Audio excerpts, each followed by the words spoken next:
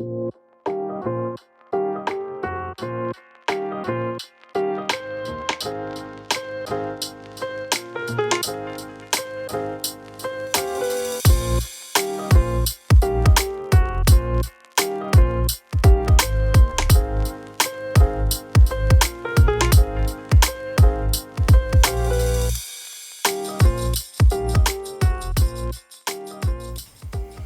shook his head and said, "Just like a typical woman, you can't drive." I feel I drive fine. I mean, sure, people have told me they're not positive I'm supposed to drive on the shoulder, or they know I'm not supposed to drive right down the middle of the road. And okay, yeah, sometimes I hit the curb on a right turn, or a left turn, or really no turn at all. And of course I space out sometimes. Who doesn't? You know, I can hear you next to me murmur, "No cop, no stop," when I pass by those red octagon things. But it's called a rolling stop. I know what brakes are. Don't get me wrong. I understand that you get scared when I stop at green lights or go 22 miles an hour over the limit or accidentally turn the wrong way on a one-way, or have to drive through every terminal in O'Hare Airport because I can't listen to a GPS. I get it. I really do, I get it. But do you know what's scarier than my driving? The car behind me. It doesn't matter the size or type of car it is. It makes me uncomfortable to suddenly realize there's a car there. I don't know them. Why are they driving so close to me? Or not close at all? Do they think I'm in their way? Are they judging the way I move? Do they wish I would speed up? Are they getting annoyed with how long I pause? Did I turn on my turn signal soon enough? Can I assume they know that I know what I'm doing? What do they want from me? But of course, the ultimate question is, are they getting angry at me? Are they angry at me? Or really, how do I make sure they don't get angry? Because I've heard the stories of road rage gone wrong, ending in death. So do I speed up when a car is 10 feet behind me? Do I worry when he turns on the same street as me? Do I worry if he follows me all the way to my house?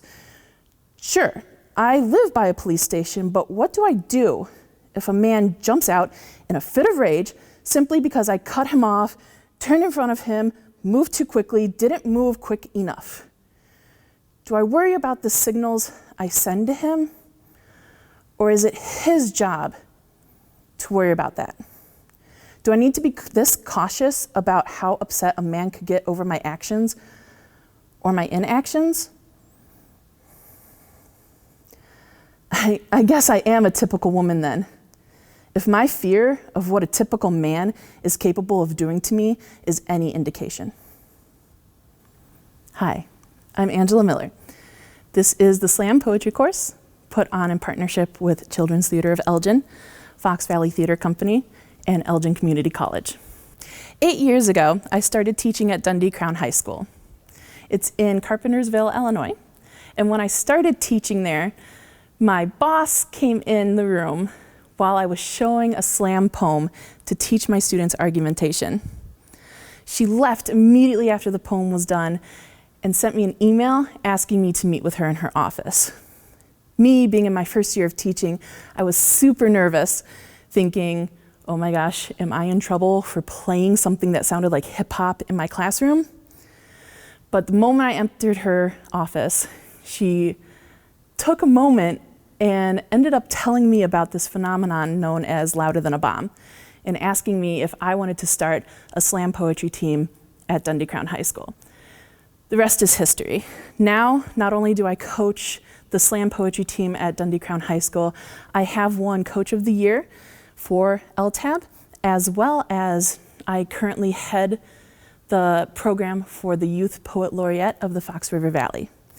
Hearing about all of this amazing poetry and hidden art scene, CTE and Fox Valley Theatre Company contacted me, wanting to know if possibly there could be a partnership in the works where they could start dabbling in a different type of artwork than many of you are used to seeing on the stage. After 10 weeks of grilling these kids about their identity and having them write out their emotions, their thoughts, their feelings, their truths, their stories, that's what you're about to see tonight, is their final chance to use their voice to show and tell you all about their identities. So for tonight's performance, we have 8 captivating students performing for you, telling their stories, their truths, right here on the Blizzard stage in Elgin Community College. Our first performer is named Josh Callie. Each of them wrote their own bios, so this is what Josh Callie wants you to know about him. Josh Callie is a senior at Dundee Crown High School, and it's his first time performing poetry. He likes to write music and play the piano. He is just your average blonde boy. He wrote this piece because he felt that his apologies, after countless exclamations, mean less and less. He is hoping that through reading this piece on this stage, the meaning of his words will shine through once again. So, here is your first chance to see a performance by Josh Callie, known as My Words Caved In.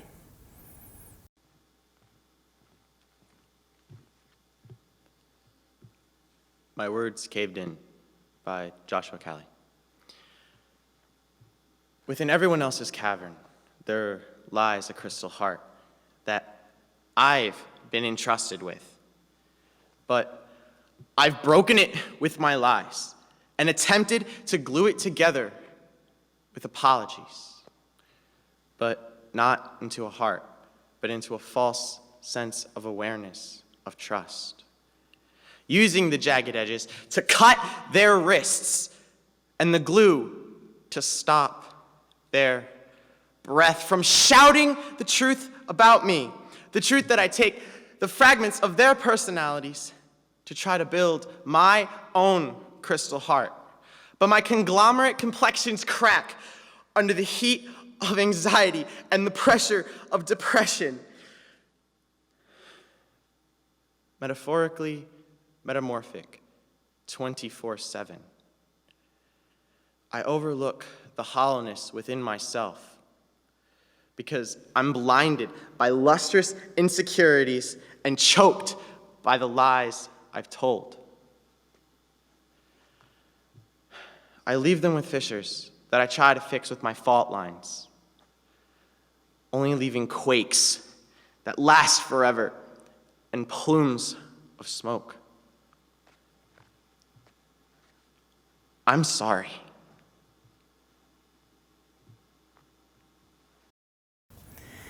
Isn't it amazing how performance can add so much to the words that we say? Thank you so much for that performance, Josh. Our next performer is Caitlin Scholes. She is a senior at Dundee Crown High School and has won multiple awards for her poetry, starting all the way back in 4th grade. She focuses heavily on the future of our society and strives to help advance her community. She refers to herself as a poetic activist and puts action behind her words. The piece she's sharing today addresses the stereotypes people place behind mental illness and what it should look like. She hopes that by talking about what mental illness really looks like for herself, people will realize that treatment and labels are never one size fits all.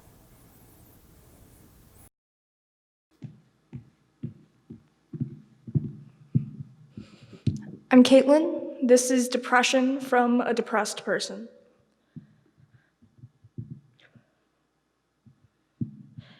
Every time I see someone talk about depression, it is an invitation to a draining conversation. I can hear their story bleed from their mouth, and I'm reminded that I have the same sanguine fluid running through my veins. I can feel their pain coursing through me. But no one listens to the screams for help, only the slits on wrists, right? People assume depression is a group of people who use sharpness to cope. Say that I am a poet compiled of long sleeves and razor blades. They probably think I listen to Panic at the Disco or MCR with the blood rushing through my brain, and you're right, I do. Normal people see this diagnosis and automatically associate me with their crusty band-aid of its definition. That I'm just really sad, and that my favorite pastime is self-harm, and that I wear black to stand out from everyone else. And the line is carved there, nothing more than an association. The Band-Aid is so old, it doesn't even hurt to rip off. If I carved depressed on my tongue and told those people how it felt, do you think they would understand it? They will see the redness and the stain and the stereotypical scar, say how sorry they are, then assume that I'm another sad girl that will scab over, give me another day and I'll be better. Or gone. Ignore the fact that the only thing I ate today was cold ramen noodles and chapstick. My hair has become a dust-ridden drawer of knots and tangles. My hands shake like silver spoons and slit fingertips every time I look at my wrist. I didn't leave my room for 3 days, and it took my family 4 to notice. I slept for 23 hours, and I'm still exhausted. I don't even know what's real anymore. But I am more than dark circles and bad habits. I am more than razor and scar, but no one sees anything but the wound. Do they not see the warning signs? The path from bad to worse? Did I make them uncomfortable? Did I cut deeper than their scratched surface? They are not listening. They are not listening. They are not listening because this poem is not bleeding. I am. And for the longest time, I've been gushing behind closed-lipped smiles, afraid of being associated with the carving on my tongue. And here I am, only seen as the blood dripping down, not the fact that I am slowly dying. They still do not get that I am internally bleeding. Just because they don't see my pain doesn't make it any less existent. I am standing here trying to accept that people still don't understand, but I can't help myself from being angry at those who still think depression is slit wrist and sad quotes, that I have to write this poem to show that this illness is messier than a few droplets on a bandage, show that I cannot snap out of an injury that cuts itself as deep as this one, show that I am more than the blade they associate me with, show that I am dying from the inside out. Do I have to carve it into myself for you to see it?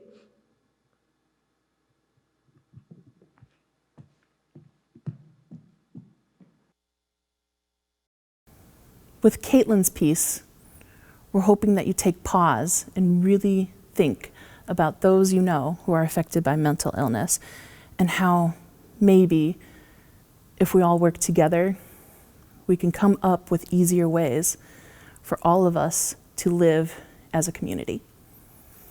Our next performer is Jill Hanza. She is a senior at Dundee Crown High School. She has lots of experience on the stage as a theatrical performer, but this is her first time performing poetry. Her piece is meant to show that she has more to her than what meets the eye. Here's Jill Hanza reciting her piece, What It's Like to Be Fat. I'm Jillian Hansa, and this is what it's like to be fat. It's calling yourself fat and people saying that you're beautiful. It's that being overweight isn't the equivalent to ugly. It's hearing thinner people call themselves fat. It's them then looking at you for you to tell them that they're not. It's the stares when you eat a salad. It's being vegetarian and people still don't understand how I'm overweight. It's being shamed for eating fast food, yet not hearing it when thinner people eat it. It's telling people I work out daily and they look at me like I'm lying. It's the stares when I wear a crop top. It's not feeling confident enough to wear the clothes I want to wear. It's trying to hide my body in baggy clothes. It's being told I have so much confidence if I show off my stomach or my curves. It's hating my body so much and comparing myself to everyone else. It's being told I'm the funny friend because I'm not seen as beautiful. It's hating my body since I was 10 years old. It's not believing people when they tell me I'm pretty. It's developing an eating disorder at the age of 10. It's never feeling good enough and lots of self-hatred. It's finally getting tired of beating myself up over the size of my jeans. It's realizing that I determine my self-worth. It's realizing that I decide if I'm beautiful. It's not getting upset over gaining a pound. It's ignoring the judgmental stares. It's normalizing having bad days. It's seeing that big is beautiful. It's learning how to love myself since it seems no one else ever did. When you have a theater background just like Jill has, you can imagine how strange it is going from being an actor told what to say on the stage to having to write your own script, direct it, and produce it all on your own. It's very brave of Jill to come on stage and say something like that. Our next performer is Anna Ostrowski. She is a sophomore at Dundee Crown High School and was part of the Dundee Crown High School Louder Than a Bomb team last year as a freshman. She refers to herself as a person who does poetry that's okay. She would like to dedicate this to her mother, who's helped her through her anxiety attacks through all of these years. This is her piece called Anxiety.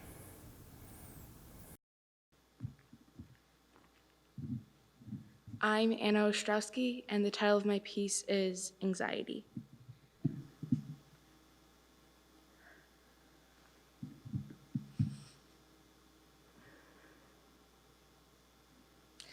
Your heart is racing. It's increasing by the second. Anna, you know what this means. It's the third time this week, Anna. You have to focus on your breathing. Breathe, Anna, in through the nose, out through the mouth. 4, 7, 5. Anna, your mind is racing. Try finding a distraction, Anna. You know the knife isn't an option, else it's 2 years for nothing. Anna, you should see if your friends can talk. Text them, Anna, but they probably won't respond. Don't be surprised. Anna, you should listen to that one song. Pull yourself out of the train wreck, Anna. Focus on the melody. Repeat the verses in your head, Anna. Focus on your heartbeat. Hear the thuds from your chest, Anna. These thoughts aren't real. Remember what Mom said, Anna. You have to stop these thoughts. It's all on you, Anna. Just be quiet. Just sit in silence, Anna. You're alive, Anna. You're not dying, Anna. You're surviving, Anna. Anna?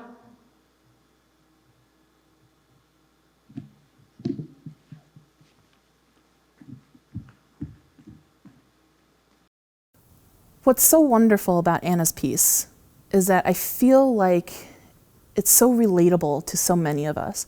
Who hasn't at some point in their life felt a level of anxiety that drove them to need to capture their own breath, to understand their own thoughts, to try to slow down and take a moment to self-care?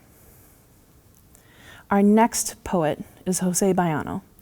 Jose is a Latino poet that has been writing poetry since his high school years and was a participant in Louder Than a Bomb. He has performed in various locations, from the suburbs all the way to the Chicagoland area. Although he is only 5'2", that doesn't mean his writing doesn't stop growing. Jose continues to write poetry in his free time and even takes classes to improve on it. Here is Jose's piece called DACA.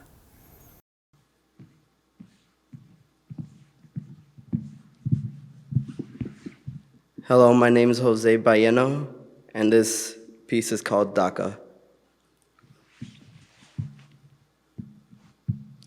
Every night, millions of people fall asleep. They fall into dreams, dreams filled with hope, Thousands are created by minds that carry their homeland within them, aiming to live their dreams on a different land, a place that creates more borders for them to climb. They have been threatened, put into a trance, while thousands of dreams are deported from their minds, slowly hallucinating, while reminding us that some view our dreams as nightmares. Our lives are constantly viewed as bootleg movies, the ones purchased from the neighborhood seller, no HD quality, but at least you can see the picture. That's a dreamer. To have no knowledge of the land that helped generations of your people grow, that's a dreamer. Never wanting the best of both worlds, that's a dreamer. But to always want to go back to the land that you can no longer return to, that's a dreamer. Imagining ice was just something to keep your drink cold, that's a dreamer. Wishing ice would just melt away, that's a dreamer. To be able to give freedom to those incarcerated children that can no longer be with their families, that's a dreamer. To be able to give them the slight luxury of your bootleg papers, that's a dreamer.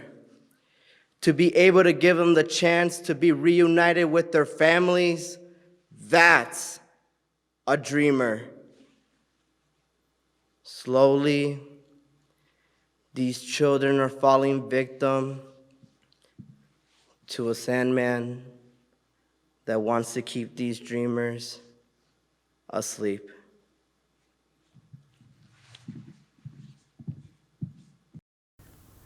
So while Anna's piece was very relatable for so many of us, I think having Jose follow after her is the perfect follow-up to let us see a viewpoint that not many of us who were born and raised in America get to see. To know that others are going through moments in our society that lead them to write poetry such as that is really a good opportunity to pause and think. Our next piece is by Maddie Klein. Maddie Klein is a junior attending Neuqua Valley High School who loves creative topics like writing and music and art. She began poetry as a sophomore in her school's spoken word club because her best friend Jay forced her to go with.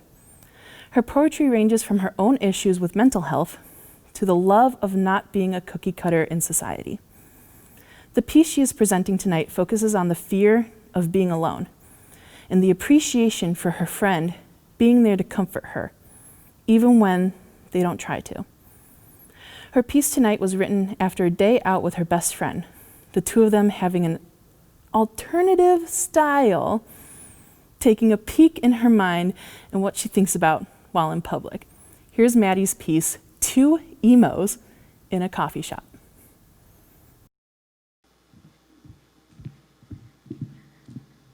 My name is Maddie, and this is called Two Emos in a Coffee Shop. The bitter musk of coffee and the hiss of the espresso machine at the counter dances with my senses. A guy whose name I can't remember was called up 3 times before he got his black coffee. I'm thirsty. I haven't had anything to drink all day. We located a small square table for 2 in the back corner, the perfect spot for us, away from the traffic of people continuously coming and going. 3 girls are sitting across the room. These girls each ordered a large caramel macchiato with extra caramel. Don't forget the whipped cream. These girls are talking about boys and TikToks and how one of them is depressed. It's impossible not to hear every breath they take in between their sing-song voices. I find it interesting how all their laughs carry the same tone like a synchronous melody. I can't tell whether or not these are the same girls I saw a few minutes before. Everyone here looks identical. All their white teeth flash as they talk excitedly, and long blonde hair with blonde highlights catches the sun. Bright blue eyes, spray tan skin, short and slim, white shirts, blue jean shorts, and matching blinding white sneakers. The chairs screech on the cold metal floor as we grab the backs of the chair and sit. And it begins. Listening, watching, feeling the anxiety of, why are they looking at me? Are they listening to me? They must be judging me. But it's okay. I'm not alone. It's not just me sitting here with my black hair, my shaved head, my dark clothing, because they sit in front of me with 2 different colored shoes dangling above the checkered floor, with their small Very Bare hibiscus refresher with lemonade and light ice sitting in front of mine, both making tiny wet circles on top of the square black table. I swirl my finger in the tiny droplets of condensation with the posture of an office worker, because sometimes it feels hard to sit upright when the stares of others has pressed so heavy. But it's okay. Their posture is terrible too. I lean back against my chair, they slouch forwards against the table, slowly sipping their drink, their black fingernails and silver-gemmed rings tapping quietly against their cup. Mindlessly, I start crunching on the ice that's left, still sweet from the berry flavoring, freezing my tongue and teeth. They offer me a sip of their drink. I decline. I can't help but feel like the girls behind us are talking and laughing. It's almost as if I can feel the heaviness of their stares. But it's okay. I'm not alone. I sit here with my black hair, my shaved head, my dark clothes, the poetry book in front of me. The poetry book I haven't bought yet. And these girls are all the way on the other side of the room, all the way on the other side of the world. But they sit in front of me, smiling at their poetry book, laughing at the newest Twitter post, enjoying their drink, content and emo. We sit in our treasured corner, blissful together in our little black boat of coffee beans and creamer and light ice, and definitely not caramel macchiato.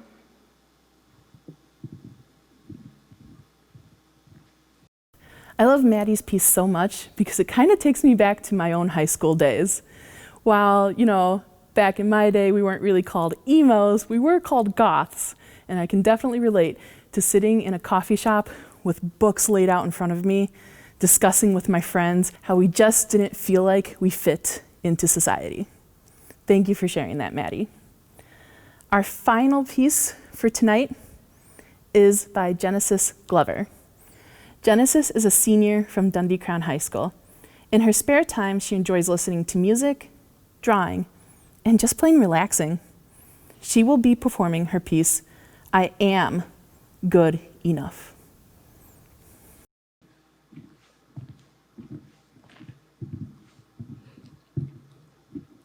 My name is Genesis, and the title of my piece is I Am Good Enough.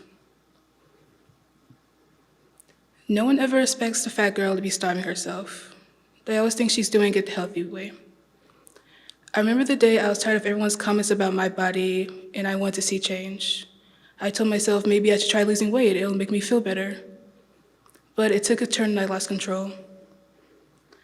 I told myself maybe I can skip 1 meal a day, it'll speed things up. I told myself, maybe I could skip 2 meals a day. It could speed things up. I told myself, maybe I could skip 3 meals a day. It could speed things up. Every meal I skipped tasted like victory, a taste that made me want to come back for more and salvage it on my tongue. A couple of glances in the mirror turned into aimlessly staring at myself for hours at the middle of the night, dissecting every problem area, trying to fix something that was never broken, leaving myself wondering why can't I look like all of the other girls. I knew what I was doing was wrong, but I couldn't stop no matter how hard I tried. I knew deep down I was looking forward to replacing my meals with mint gum and water. I knew deep down I liked the feeling of empty stomach. It made me feel like my hard work was paying off. I was stuck in the cycle I was too weak to break. I told myself the skinnier the better. Now I'm telling myself any weight can be beautiful. I told myself boys might like you if you lost weight. Now I'm telling myself who needs boys? I told myself, you can wear cute clothes if you lost weight. Now I'm telling myself, who cares? Wear what you want. I'm so happy that I realized health and beauty is not on the exterior. I'm so happy that I broke the cycle.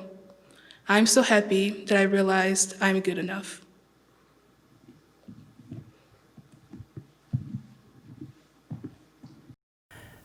So, some surprise guests we have for you tonight are two guest speakers who actually came into the classroom, the Zoom classroom, with our students to teach them all about editing poetry, writing poetry, performing poetry.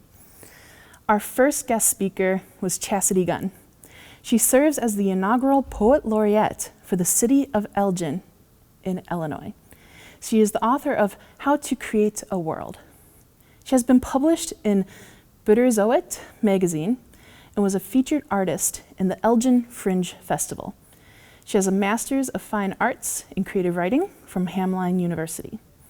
Gunn teaches English at Elgin Community College, and when she is not grading essays or writing poems, she can be found cooking, sewing, or biking. I wanna be una mariposa. I wanna be una mariposa. I want to be a mariposa, wings so wide, intricate, orange, red, black veins, white spots along the edge.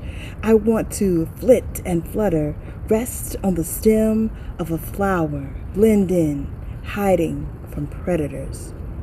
I want to be a mariposa, Danaus plexipus, sleepy transformation, migrating thousands of miles from the United States to Canada to central Mexican forest. I want to be a mariposa, snuggled in a warm cocoon, hibernating in mountain forest, able to change forms from crawling to flying. I wanna be una mariposa. I wanna be una mariposa.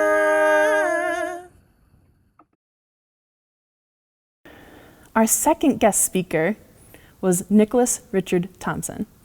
He is a spoken word poet, recording artist, and screenwriter.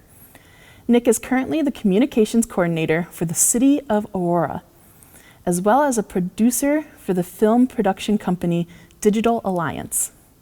He is a third of the experimental hip-hop trio known as Anumi. He is a Columbia College grad and is currently pursuing his master's in public administration from Aurora University. Nicholas is a civically engaged member of his community, a part of numerous advocacy groups, and serves on 3 boards, one being the African American Heritage Advisory Board. Above all, Nick is a storyteller of the infinite form, as he describes it. Now see, I was born in revolution. I spawned with my fist up, a pick, and a picket sign, where resistance is survival and natural as the curls of my afro. These rocky rhythms re-ride righteously, nothing pleases or puts exciting me as it once did. I've grown weary of performances. I'm tired of the masquerade, the ball and chain, pondering with master day over constructs and contracts of the contrast, battling these bigots and their band brigade, boxing and policing bodies, great deal of baby boomers, see a binary beckon or to bless them, see inside the spectrum. Not all black and white, the answer to the question. Now see, death been all around me, I can feel it coming, path into nirvana, think I'm on to something. Now I'm talking with your God, but I don't feel the love and want to help the people when it ain't in the budget. My mother always sick and I can't seem to help her. She don't see her son and she just lost her husband. Brother always working, still amount to nothing. Stoic spells a splendor, give me strength to summon. Now sorry if I'm distant and so far away. Half my DNA is buried in the grave. But I see the suffering. I see the hurt of another man. Nothing is certain, I laugh at a purpose. Hatred is weakness. Barbecue Becky's you all in your feelings. Your ego is speaking. Your actions is killing. You visit the zoo, but you vegan. You follow a law without reason. Tossing some prayers, they don't deflect bullets. Guns cannot kill, but too easy to pull it. They love the culture, but hating the people behind it. They tell me to kill them with kindness. See all the prejudice policy. You see the melanin hostility. Black no apology. Appropriate culture is novelty. Still it then turn to commodity. I need a pause in absurdity. I need a break in reality. I'm stressing calories, muscles, and salaries tied to my value and personage. I don't feel adequate. Dollars ain't adding up. Don't follow avarice. Move with the certainty. Going like I'm killer. What pride has been killing us. Look, all that toxic masculinity, all these polarizing politics, finding strength and vulnerability. I'm still coping with the hollowness. Writing in peril with solaces. I write as an alchemist trying to get his brother body back or keep his mother from the body bag. Look. Death and isolation, loneliness and purpose, this is a human condition. I need a cure now, but my father needs a phoenix down.